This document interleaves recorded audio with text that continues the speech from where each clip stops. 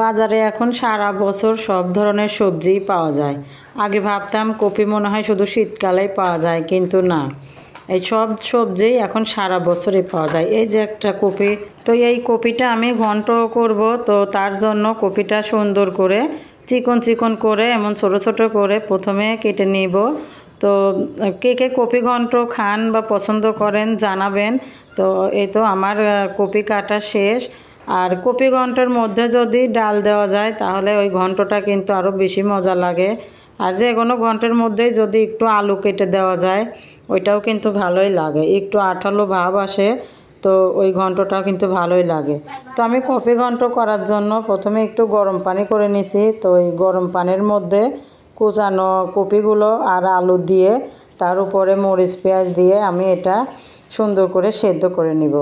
তো সেদ্ধ করার আগে এর মধ্যে একটু লবণ দিয়ে দিব, লবণ ছাড়া তো সেদ্ধ করা কখনোই সম্ভব না। তো দিয়ে দিলাম একটু লবণ, লবণ দিয়ে সব দিকে একটু নেড়ে চেড়ে দিব যাতে সবগুলোর সাথে লবণটা মিশে যায়। আর দিলাম একটু হলুদ, হলুদ দিয়ে সুন্দর করে নেড়ে চেড়ে দিব। নেড়ে চেড়ে দেওয়া হয়ে গেলে এই কপিটা আমি ঢাকা দিয়ে একটু সেদ্ধ করে নিব। তো এই যে কপিটা সেদ্ধ হয়ে গেছে, এখন এই কপিটা আমি তেলে দিব। আর কোন কোন জেলার মানুষ এই কপিটা ঘন্ট করে খান জানাবেন। তো কপি ঘন্টর জন্য তেলের উপরে আমি দিয়ে দিলাম কিছুটা রসুন, এই রসুনগুলো আমি শিলে ছেঁচে দিছি। আর দিয়ে দিলাম পেঁয়াজ, সাথে দিলাম 2টা তেজপাতা। তেজপাতা দিলে পরে সুন্দর একটা ঘ্রাণ আসে।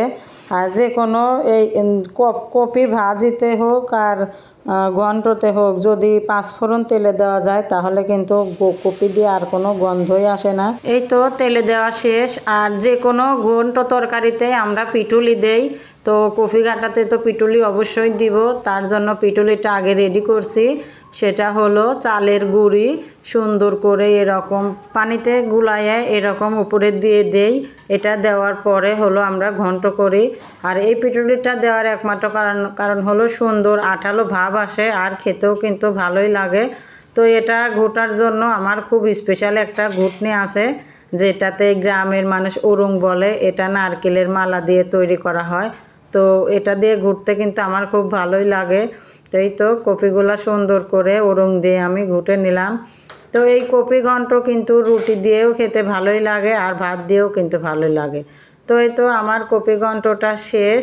আরও রান্না করেছিলাম লাল শাক ভাজি আর পুঁটি মাছ চচ্চড়ি, যেটা ধুন্দুল আর আলু দিয়ে করছি। তো সবগুলো খাবার সাধারণ কিন্তু খেতে কিন্তু খুবই অসাধারণ ছিল। তো সবগুলো পুষ্টিতে ভরপুর ছিল সবগুলো খাবারই আইটেম।